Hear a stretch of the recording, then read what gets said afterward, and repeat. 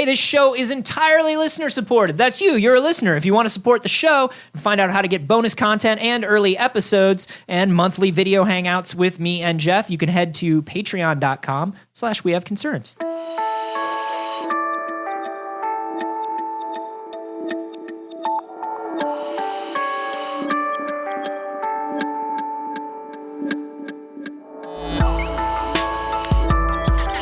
I don't know. So you might as well burn them. Burn all your comics. This is We Have Concerns. Hi, Jeff Canada. Hi, Anthony Carboni. Hello, concerned citizens.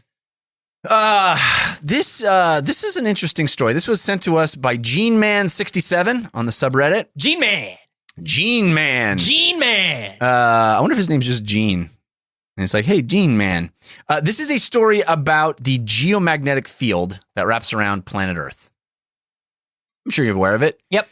It protects us from solar winds and high energy particles from space. Yep. It's there to protect us, but we don't really know much about it. We don't know how it works, why it works, what its constant state is. It fluctuates. And in fact, this new article or this new study, this new evidence points to what could have been a massive geomagnetic spike that took place in the first millennium BC. So just a huge fluctuation of geomagnetic energy. A massive spike in geomagnetic energy.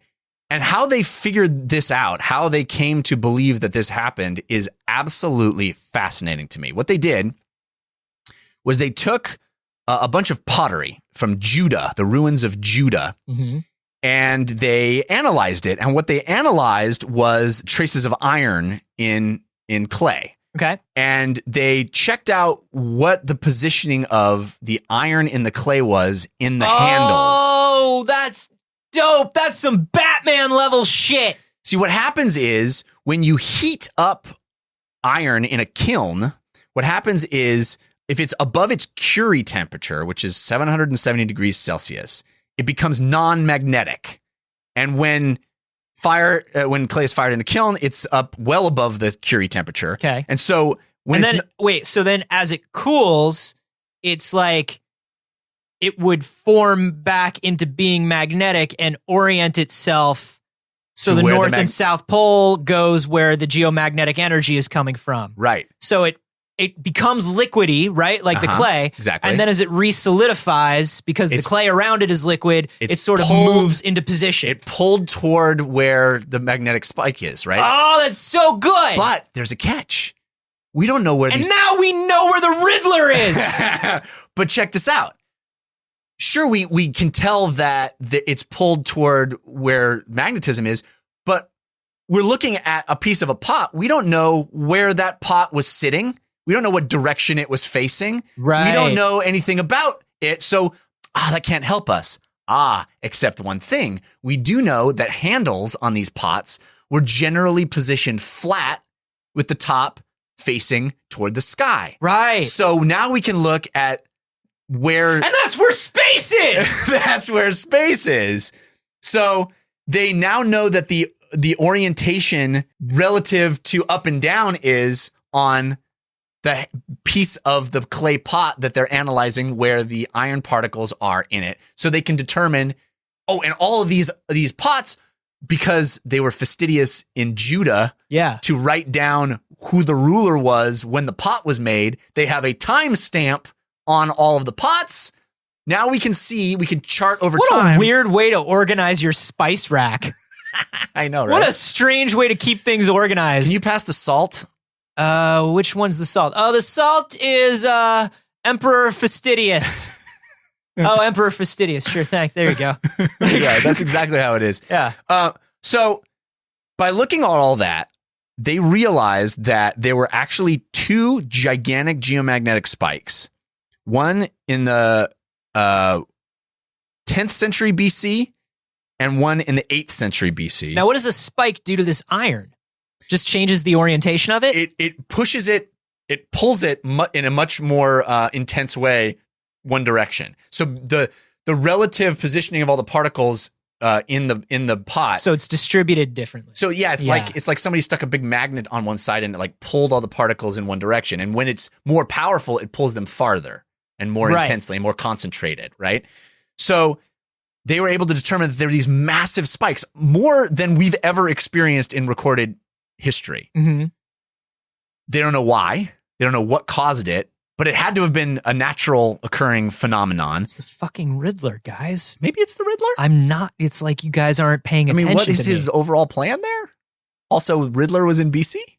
Yeah, it's a BC Riddler. Or are you saying it's the in Riddler? Elseworlds. Are you saying the Riddler planted false evidence in pots to throw Batman off the scent? Yeah, for sure. He broke into the National Museum of History.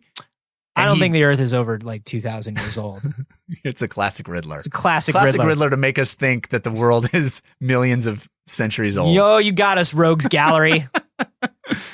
I bet he teamed up with Clayface. So what do they think? So what?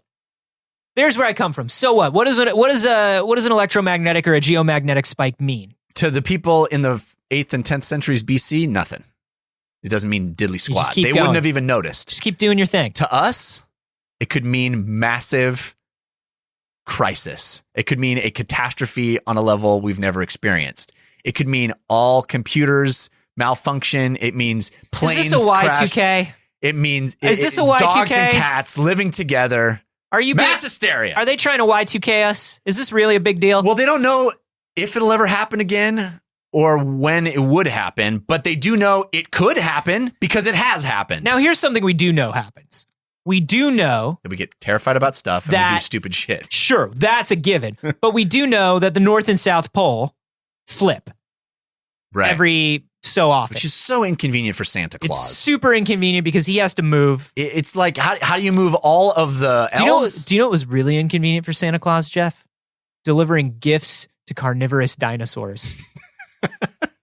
Because Santa is and always will be and always has been, and he was waiting for good boys and girls. Yeah. But until then, dinosaurs. In one way, though, they all wanted the same thing. Dark eldritch gods. He had to deliver gifts to them. Yeah. In the dark age, thousands of years ago. No, but we do know that the electromagnetic poles will flip, right? And we do know that when that happens, shit goes haywire. Yes. Compasses break. Yeah. Now, here's what's cool about this, though. We were like, oh God, when it flips, will it kill us? What happens to us? Right. I don't really know. I bet nothing. But here's what I do think. Could be something, though. Could be something. Yeah. But you know what? We can definitely say it's either something or nothing. These are the two options as far as the research that I've done. It will either, ladies and gentlemen of the United Nations. Yes. Here's what I've come up with. The electromagnetic pole flip will be happening soon. Mm-hmm. And when it does, could be shit. Could not be shit. So the $158 million that we gave you to come up with this study has resulted in your verdict that we are either screwed or not screwed. Exactly. I feel like that was money well spent. Thank you. I also bought a really nice keynote theme for my presentation. Did you notice that? Oh, is that Comic Sans? It swishes like a cube. Ooh. Yeah, it's good. It's real goodness. Good. Anyway, thank you. Thank you for my hundreds of millions of dollars. Well, and let's either prepare or not prepare for the coming crisis or regular day. Well, thank you for brightening our afternoon and or dooming us all. Have a sweet evening. You're very welcome. But we do know, here's something that's kind of cool. Analog compasses will flip. Analog equipment will flip. Mm-hmm. But most of the equipment that we carry around now is digital. Right. Screw you, analog. Software update, and all of a sudden, north is north again. Yeah. So that's kind of cool for us. But what you're saying about this is that our very progress will be our undoing. Indeed. If this spike happens. Now, why is a spike so dangerous to the stuff that we're carrying around? Well, because it causes all of our stuff go crazy. What do you mean go crazy? Well, we would be less protected from solar storms, and it would overload electrical grids, and it would cause, I think that's when dogs and cats would start living together. It would be a weird moment because the first dog to approach the first cat would kind of like lock eyes from across it and kind of be like, are we doing this? Yeah. But then like it would catch on. I mean, it would be sort of like a Romeo and Juliet type situation, let me tell you something. Yeah. The YouTube videos that day oh my gosh, would be insane. If Local news stations What about the electrical grids going down? That's the real tragedy, is that we wouldn't get to see the dogs and the cats falling deeply and madly in love based on our electrical grid going down and all of our internet's not working. Well, if my phone still has a charge. That's true. I don't know. I'm just saying. You just got to download that stuff fast. Yeah. If there's one message to take away from this episode, it's download all the videos of dogs and cats living together as quickly as possible. Yeah. Before the mass hysteria. So no, this would overload our electrical grids. We would be less protected from solar radiation and cosmic radiation. Destroy transformers, causing widespread blackouts. Why does it do that? Does it just sort of change the amount of background electrical radiation to the point where, I don't know, the protections like the resistors and things like that we have? I don't have enough electrical engineering under my belt to really understand, but I guess it's the background level of electricity raises. So everything that goes haywire. Yeah, everything that's meant to store a certain amount of electricity is now, by virtue of the fact that there's more in the air, storing too much. Is that the deal?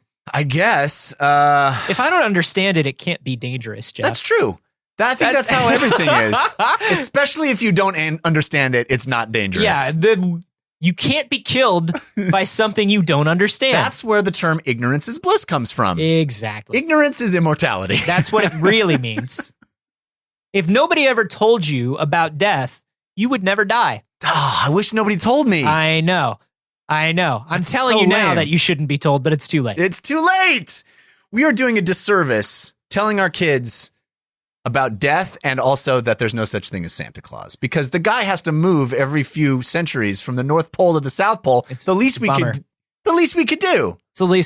The least we could do is not, disavow kids of his existence. At one point, he was just delivering gifts to just the tiniest, lamest mammals. Oh, what a life! And he went through that for us. He went through that for us. Santa delivered gifts for your sins. That's one thing. Is that how Christianity works? I'm asking you. Is that how it works? That is on Christmas. That's why they call it Christmas, because he delivered gifts for all the sinners.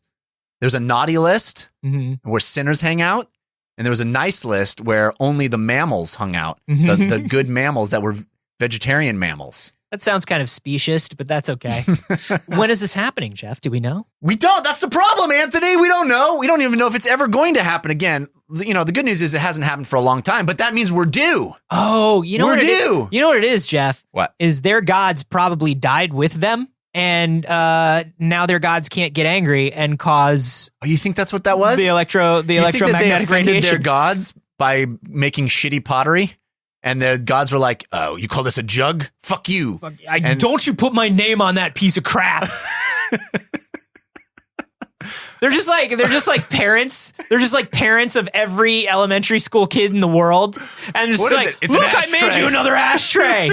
Oh, great and powerful, fastidious.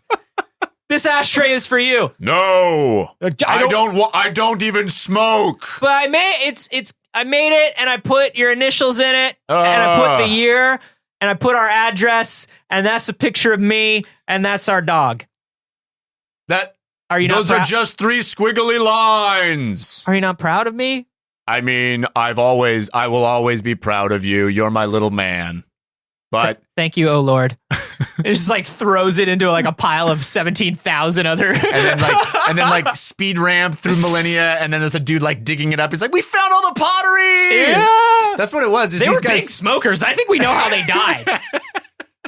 They were big smokers. Man, the ancient city of Judah was just all smokers. Dude, I mean, they was raspy and coffee.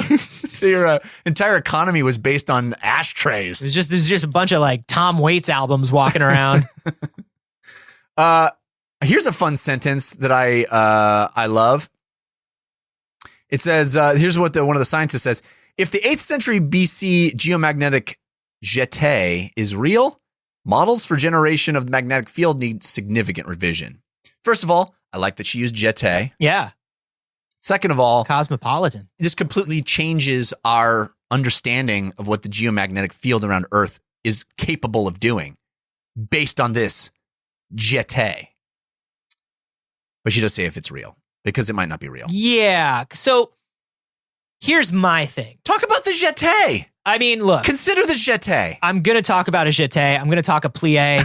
I'm going to talk about all of them. Okay. I'm going to be in third position while we're doing it. Thank God. But here's what's up. We know something made the iron particles in this pottery lean to one side. Right. That's what we know. Yes. Everything else is kind of conjecture, right? Yeah. Is that where we're coming from on this? You're still saying it could be the Riddler. Well, I'm just saying we don't know Edward Nygma's whereabouts. Right. At that particular time. The 8th century BC. In the 8th century BC. It's true. We do not know his whereabouts. Now, he is fictional. And that was, 10,000 years ago. Or 10,000 years ago. 10 billion years ago. Yeah. But putting those two facts aside. Yeah. Or one fact and one nonsense thing. One nonsense thing and then me doing math wrong. Putting all that aside. Right. Could be Riddler. Could be the Riddler. Could be Riddler.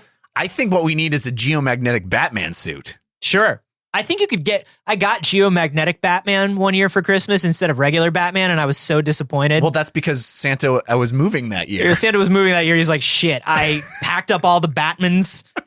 Which Batman did this kid want? But give him geomagnetic Batman. Give the guy a break. At least he didn't give you like any leftover raw meat from the Cretaceous era when he was giving out presents. The kid next door to me did get Library Sciences Batman. Which is like, listen, all respect to the Library Sciences. Yeah. But like, it's not a particularly interesting Batman. Did you think it was a little, I don't know, lame that they gave Library Sciences Batman those spectacles? I mean, it's a little on the nose. It did seem a little bit like, come on, he can't be like, he's still Batman. He's still Batman. He doesn't now need spectacles just because he's in the library. Yeah. Although I don't know how he gets that card catalog around with him. And I think it's all on computers now. It's crazy that he doesn't. Anyway, it was probably Riddler. I think we can put this case closed. Closed. So like this is clearly the worst case scenario. Okay, here are my two questions. Number one, they found a couple spikes. How far apart were these spikes again? 8th century, 10th century. Okay, so 200 years. Yeah. So one every 2 centuries, but now it just not. It says now sometime in the late 8th century, there was a rapid fluctuation over the period of about 30 years. The first intensity increased to over 20% of baseline, then plunged to 27% under baseline. So the overall trend at that time was a gradual decline, but the intensity spiked. Okay.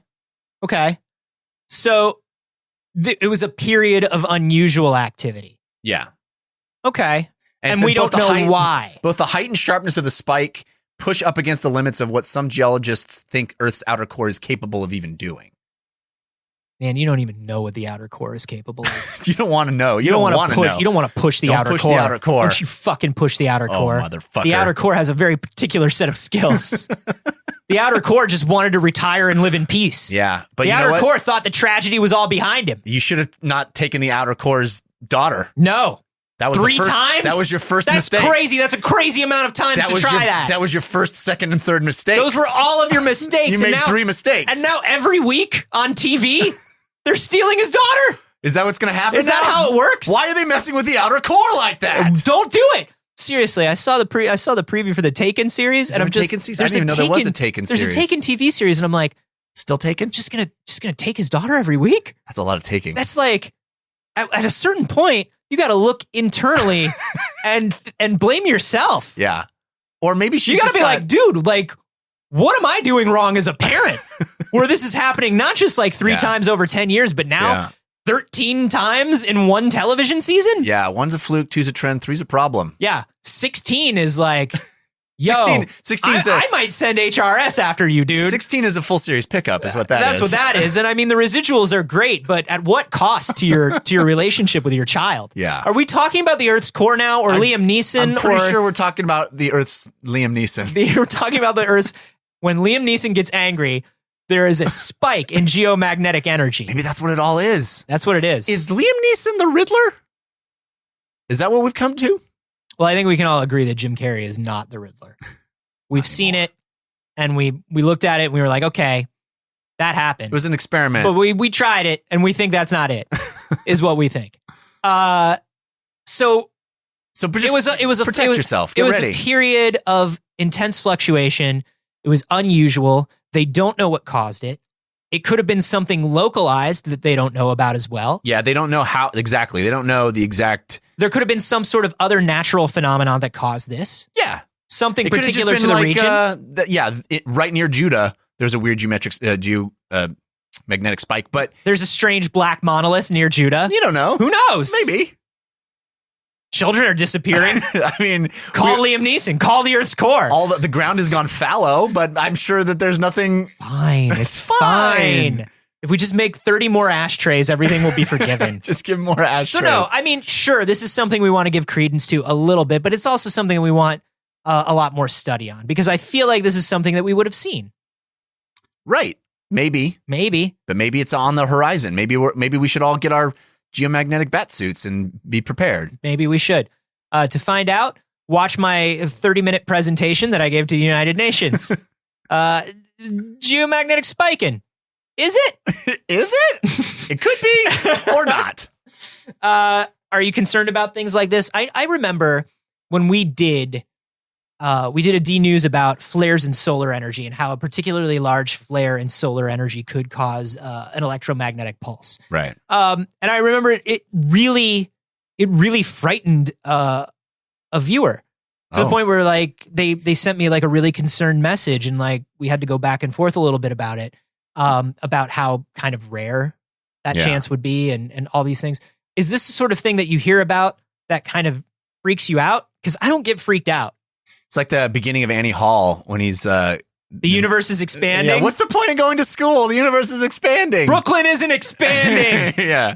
Guys, Brooklyn isn't expanding is what we're saying. But if you're worried that Brooklyn is expanding, let us know on Twitter. I'm at @Carboni. I'm at Jeff Canada. And hey, if you enjoyed this episode or anything, if you enjoyed anything if you have in any your day, joy in your life even at all, a small amount of joy in your heart, go to iTunes and give us 5 stars. Just give us that joy. Just take the teeny bit of joy you have left and give it to us. Yeah, even if it's not about this podcast, even if you think this podcast is mediocre, but you saw a cool flower, put the 5 stars for that flower into our rating. Whatever gave you joy, release it and give it to us. Yeah, release your joy unto us and live in only darkness. Because we need those 5-star ratings to push us up through the iTunes algorithm and introduce the show to more concerned citizens. Yeah. So, use your joy for us. Just live in sadness until the inevitable magnetic apocalypse. We need this from you. It's the only thing we've ever asked.